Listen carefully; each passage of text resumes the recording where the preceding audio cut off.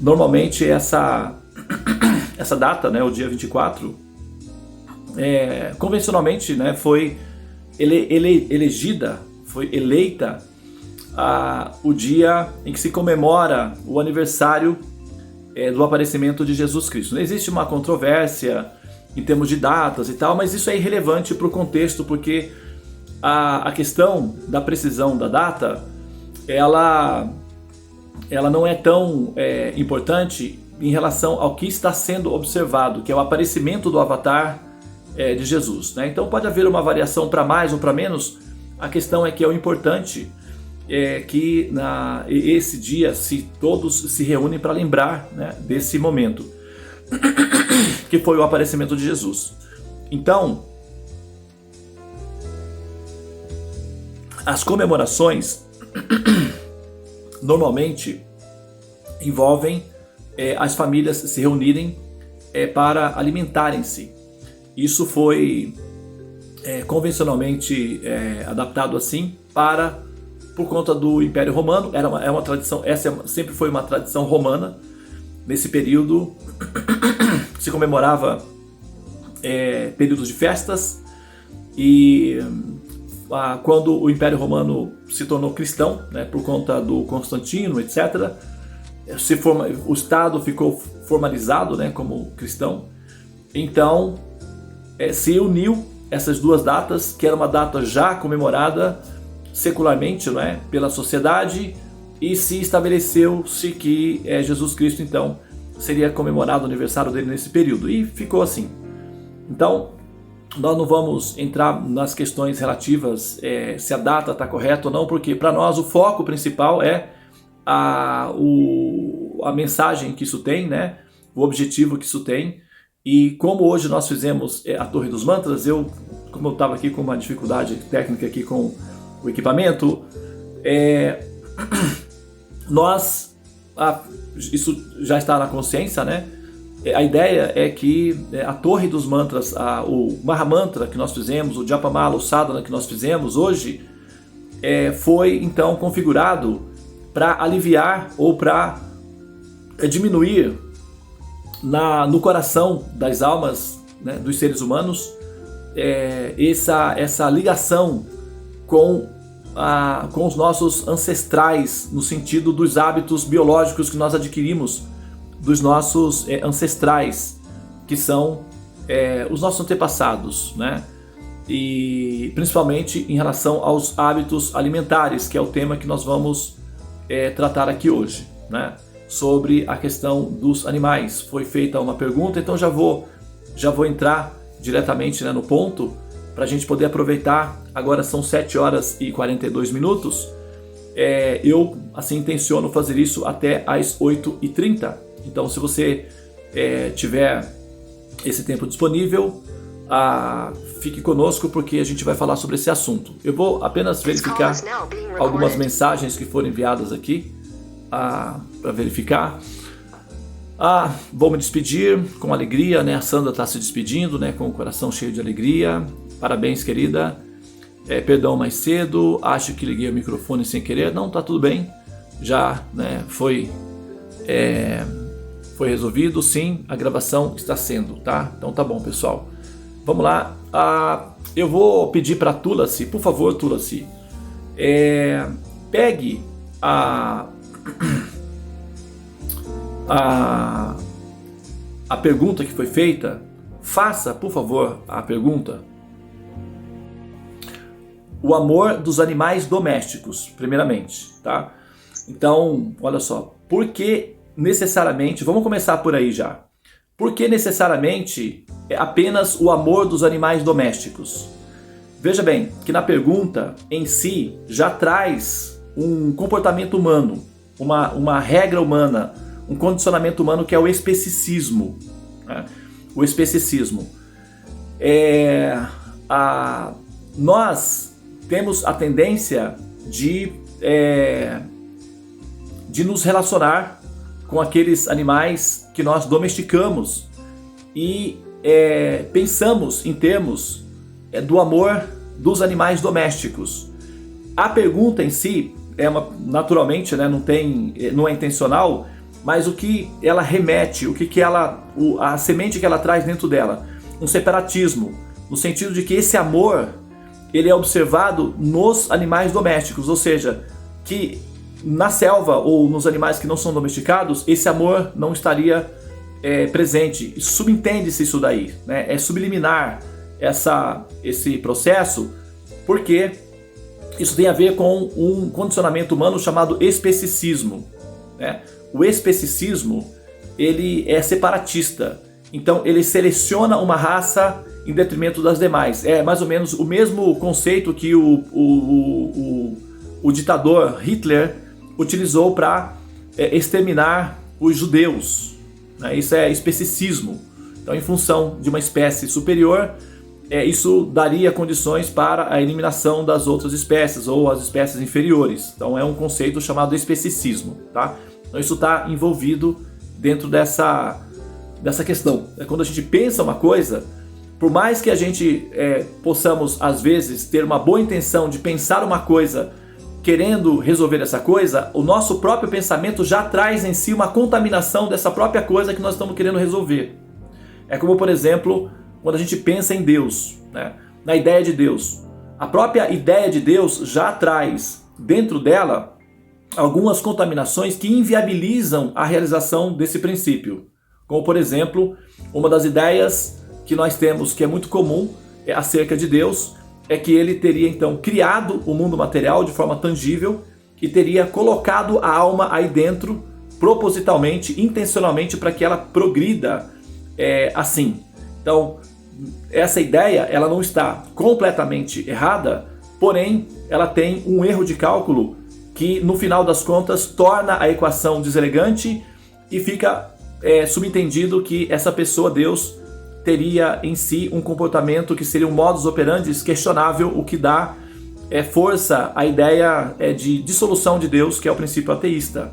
Então, numa simples pergunta, aparentemente querendo buscar uma solução, já se encontra dentro dela mesma, embutida nela mesma, a sua própria destruição, né? Que são as contaminações. Então a gente tem que observar os conceitos para ver se os conceitos que são apresentados, se neles também já não estão incluídos a própria sabotagem da própria solução que se quer buscar para aqueles problemas que estão sendo apresentados. Então é muito importante a gente ter em consideração que o especicismo é um problema conceitual que nos afeta e molda os nossos comportamentos humanos. Então é um condicionamento humano, chama-se especicismo. E é uma forma da ignorância humana que está sendo gradualmente superada a passos lentos, mas está sendo superada gradualmente, tá? Muito bem, Tula-se, por favor, prossiga. Aqui é uma afirmação, eles amam incondicionalmente. É uma afirmação, né? Eles amam incondicionalmente. Bom,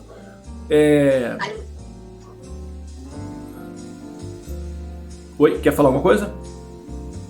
Não. Muito bem. Então, eles amam incondicionalmente. O amor, aí nós, né? Bom, a ideia do amor, o conceito de amor, né? O amor incondicional. O amor incondicional, ele não é um princípio neutro, como nós pensamos, tá? O amor nunca é incondicional, não existe amor incondicional.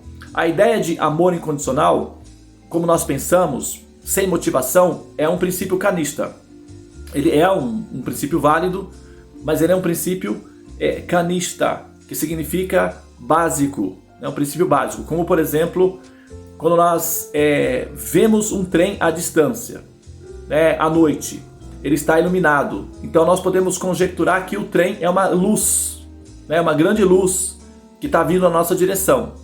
Se a gente nunca viu um trem, nunca vimos um trem, não sabemos do que se trata, nós estamos numa plataforma à noite e observamos à distância uma luz vindo na nossa direção.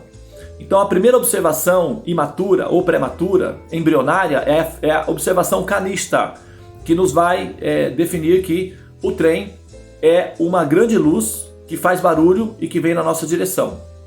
Bom, Quando o trem chega então na estação, nós observamos que não, o trem não é uma grande luz, tem uma luz, porém é uma máquina com vários compartimentos, ok? E isso seria o trem, tá certo? Não tá errado. Mas a nossa definição de vários compartimentos ou várias caixas ainda é limitada. Quando nós entramos no trem, observamos assentos, banheiros e conhecemos o maquinista, né, o motor, aquilo que faz com que o trem gire, e também o condutor, que é o maquinista do trem, nós então compreendemos o trem na sua amplitude, né, de forma muito mais completa. Então essa seria a compreensão completa, ou o Tama do princípio. Então tem compreensão Kanishta, Madhyama e Uttama. Tá? Quando a gente aplica esse princípio, por exemplo, qual seria o amor mais incondicional possível? O amor seria o amor de Deus, no caso, que seria o amor supremo, o amor mais incondicional. Então, quando nós temos uma ideia de Deus, a nossa primeira ideia de Deus é que se trata de uma luz. Quando se pensa, fecha os seus olhos e pensa Deus, aí já vem logo uma luz, né? Quando essa luz é superada, ou quando o jogador ou observador amadurece, então ele vai ver uma pessoa. É uma pessoa. Trata-se de uma pessoa. Tem uma luz, tem um brilho corporal, mas é uma pessoa. Que bom, que legal, é uma pessoa. Ótimo. Após isso, quando se conversa com essa pessoa, quando se sabe dos sentimentos dessa pessoa, quando se interrelaciona com essa pessoa, aí esse intercâmbio pessoal com a pessoa é o intercâmbio que está num nível Uttama, que é o mais completo. Então tem níveis Kanishta, Madhyama e Uttama. Normalmente, de um modo geral, a humanidade, de um modo geral, tem uma ideia Kanishta de Deus, que é luz. Quando eles tentam, assim, uma aproximação da segunda etapa da compreensão de Deus, ou Madhyama, eles cometem alguns erros que são perdoáveis, e são toleráveis, são compreensíveis, criando formas, estabelecendo formas para definir Deus. Essas variações de formas são tentativas humanas de descrever a forma pessoal de Deus, e do ponto de vista de Deus é completamente tolerável e compreensível os erros que os seres humanos cometem ao tentar descrever a forma dele, porém ele pessoalmente revela a sua forma para facilitar o entendimento daqueles que o querem conhecer pessoalmente, tá?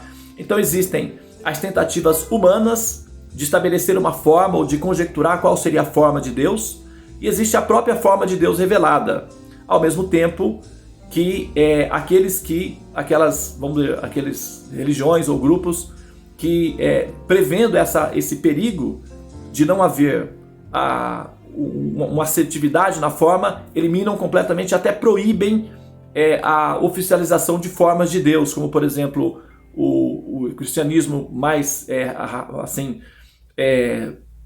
reativo, que é o protestantismo, proíbe a forma nas formas de Deus, assim como o islamismo também proíbe, inclusive o islamismo até com pena de morte, uma coisa assim.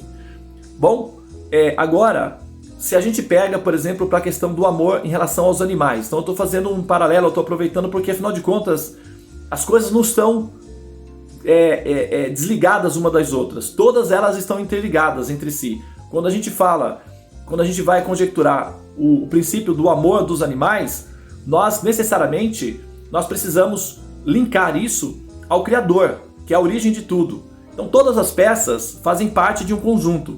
Então se nós analisamos uma peça isoladamente, nós ficamos de certa forma limitados. Quando nós pegamos uma peça e ligamos essa peça com o sentido geral do mosaico, então fica mais visual, fica mais perfeito a observação. Então é isso que eu estou tentando fazer. Aparentemente parece que são temas diferentes um do outro, mas eles não são não, tá? Eles estão completamente interligados entre si. Eu sei que fica um pouco abstrato, mas na medida em que você vai ouvindo, que você vai aprendendo, você vai vendo que essas relações elas não são tão distantes como parecem, elas são muito próximas entre si, tá? Até porque a suprema personalidade de Deus está presente no coração de todos, inclusive dos animais. E é isso que a gente está tentando reconhecer aqui com essa observação. Bom, então quando a gente pensa amor, a primeira etapa, a etapa canista da ideia de amor, é o amor incondicional. É aquele amor que você oferece ao outro sem intenções ou neutro, de forma neutra. Esse amor, ou essa ideia de amor incondicional, chama-se seva, que é serviços incondicionais ou serviços benevolentes sem a intenção de extrair alguma coisa daí, tá? Mas que coisa? Coisas materiais, benefícios materiais ou favorecimentos materiais, sem essa intenção, ou pelo menos sem essa intenção predominante, né? Ou de preferência que não haja vestígio dessa intenção. Agora, numa plataforma mais profunda da ideia de amor, uma mãe, por exemplo, né? Ela está servindo incondicionalmente o seu filho, é verdade, né? Ela não está esperando nada em troca do seu filho. Porém, se esse filho não demonstra amor de volta, ela fica triste, ela fica decepcionada, ela fica muito triste. Então, se vê que na verdade o amor incondicional, ele é condicionado ao amor, ou seja, ele deseja amor de volta, ele se alimenta do amor. Então o amor incondicional, na verdade, ele é incondicional do ponto de vista material, ele não quer metas materiais, porém ele está condicionado ao princípio espiritual do amor, que é o amor por si mesmo.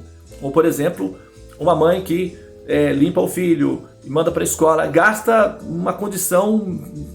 muito dinheiro. Se você colocar na pauta, na contabilidade, o gasto que você tem com um filho, que dura mais ou menos atualmente até os 30 anos, porque eles começam a sair da adolescência aos 25, aos 22, eles estão começando a sair da adolescência agora aos 22.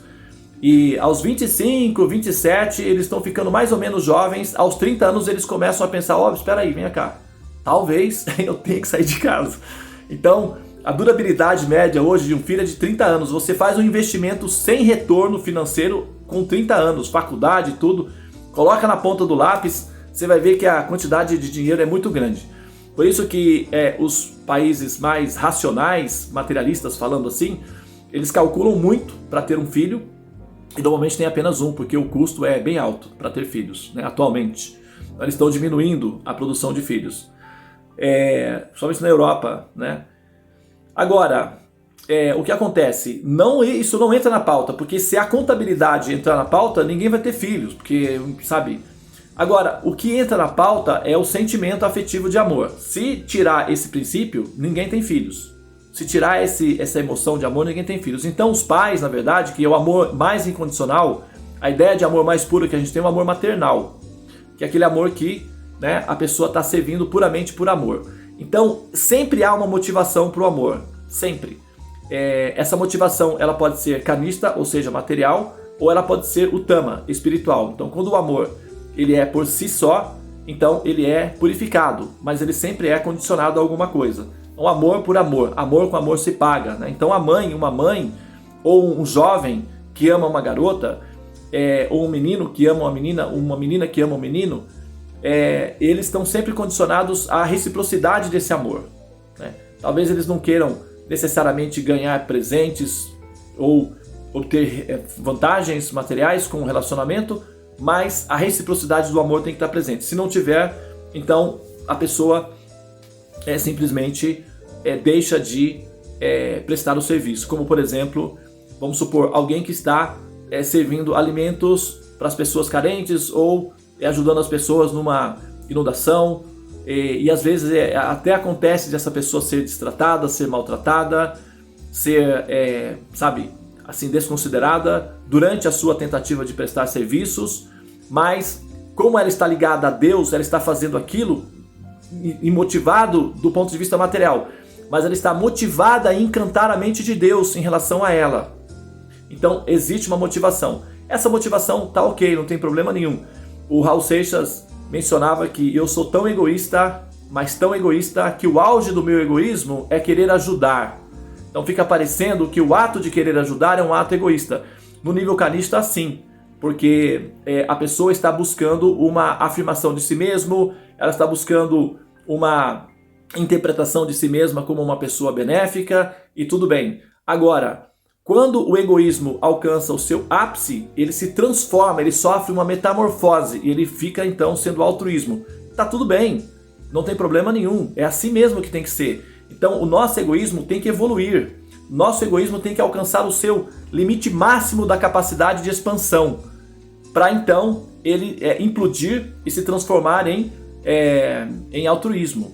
Então a primeira etapa é vivenciar plenamente o egoísmo, e esse egoísmo vai saturar até então se transformar em altruísmo. E o altruísmo é o início da compaixão, é o início do processo de liberação, que é a empatia.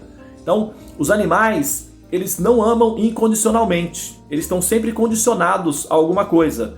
Ou em função, normalmente como eles são, as limitações deles são biológicas, normalmente o condicionamento deles está na relação com a alimentação. É o tipo de alimento que você oferece a eles. Se você não alimenta muito bem um animal, ele não vai reciprocar com você com intensidade de amor afetivo. Ele vai sofrer, ele vai ficar triste. Então quando ele ver você, ele não vai assim trocar carícias afetivas, ele vai desesperadamente gritar por socorro pedindo comida, né? Então, ou até mesmo tem casos de pessoas que têm animais domésticos perigosos, como tigres, ursos e etc., e que por algum motivo falha no processo de alimentar esses animais e eles são devorados pelos próprios animais. Tem muitos casos de pessoas que foram devoradas por leões, por tigres, por enfim. Então, o condicionamento, o amor dos animais, não é que não seja, existe amor ali, porque a alma ama, a alma naturalmente ama, já que como a alma ele é uma emanação de Deus, do Supremo, dessa verdade suprema, então a emanação do Supremo é semelhante ao Supremo. Como tem o caso, por exemplo, do mantra Om Purna Adaidan, Purnasya Om Purna Purnaidan Purnasya Udachyate Purnasya Purna Adaya Purna Eva Vashishyate. Deu uma falhazinha aí no começo, no meio do mantra, mas o mantra ele diz o seguinte: muito embora muitas emanações completas, o todo completo é completo e perfeito em si mesmo. E muito embora muitas emanações saiam do todo completo, ele permanece o equilíbrio perfeito. E todas as emanações são completas em si mesmas. Ou seja, todas as partes do Supremo, todos os fragmentos do Supremo, no qual, no caso, nós somos fragmentos, fractais ou fragmentos, emanações desse princípio existente, o absoluto, nós possuímos em nós as mesmas qualidades que esse ser absoluto, que é justamente a qualidade de amar, né? A qualidade de amar, o princípio de amar é real, está presente, existe, simplesmente existe, né? Nós observamos que o amor é um princípio real, ele existe, nós experimentamos amor de vez em quando. As mães experimentam mais, com mais intensidade, com mais frequência, elas estão sempre mais envolvidas nessa overdose do sentimento afetivo de amor. Mas, de um modo geral, as pessoas eventualmente sentem amor, né? Isso faz parte do processo de existir. Então, se há o princípio de amor na existência, é porque o amor é possível. E ele faz parte, ele é um princípio integrante do processo da existência. E se nós observamos que esse princípio existe nas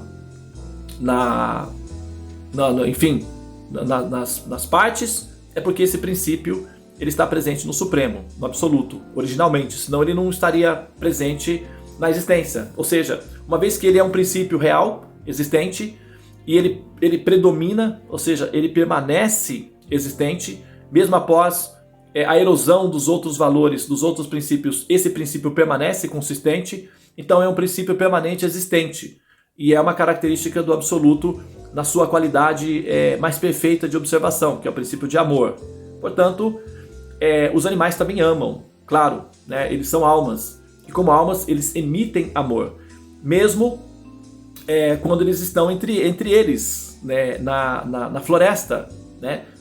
Entre eles existem relacionamentos de amor, né? Entre eles. Agora, como o ambiente é muito violento, chamado selvagem, e o princípio biológico de sobrevivência é um princípio prioridade, né, entre os animais, então esse amor ele é coberto por uma violência, que é o ato de devorarem-se entre si e no processo de acasalarem-se, não é? Também existe muita violência. Então, como é selvagem, é biológico, é primitivo o mecanismo, existe muita violência, uma quantidade de violência significativa entre eles, e isso faz com que, naturalmente, eles, né, assim, não consigam expressar esse princípio de amor com mais frequência. Mas existe sim. Entre as próprias espécies, entre elas, por exemplo, né, quem que não se encanta vendo uma mamãe leoa com seus filhotinhos, leãozinhos brincando? Né? Quem que não se encanta com isso? Os filhotinhos de hiena. Hienas são muito feias, mas quando são pequenininhas, são muito fofinhas. E brincando entre si é uma coisa linda. Os cachorrinhos selvagens, jacarezinhos, né? A gente já viu um jacarezinho pequenininho assim. É muito fofinho. As cobrinhas, né? São todas lindinhas, aranhinhas. Então, brincando entre si. Então, quer dizer, as espécies entre si, elas reciprocam amor, ok? É quando entra no jogo sério, né, na parte hard, na parte mais difícil do jogo, é que a violência toma conta. Então, mas existe assim amor. Porém, o amor, ele não é incondicional, tá? Entre os animais é coberto por uma violência. Se você alimenta bem os animais, se você tem uma relação de compaixão, de alimentar bem, eles podem conviver juntos entre si sem problema nenhum, né? Gatos e cachorros convivem entre si se eles estão bem alimentados. Se eles não estiverem bem alimentados, aí a natureza violenta, biológica, pode aparecer e pronto. Daí já não teremos mais um ambiente pacífico. Então, nesse caso, o amor incondicional dos animais está condicionado à capacidade que nós, seres humanos, temos de ser compassivos com eles, principalmente na hora de alimentá-los, tá? Então a gente também tem que ser realistas na hora de fazer as observações, porque senão fica parecendo que os animais são anjos manifestos e os seres humanos são, né, assim, os seres horríveis. Isso é chamado misantropismo, que quando a pessoa ama os animais e odeia a humanidade, o que não faz muito sentido, porque afinal de contas a humanidade também, né, faz parte da cadeia dos animais, biologicamente falando, são animais um pouco mais complexos, né? A biologia um pouco mais complexas. Os jogadores que estão na forma humana estão tentando naturalmente desvincularem-se, cortarem o cordão umbilical com o aspecto biológico animal e transformarem-se em humanos. Mas são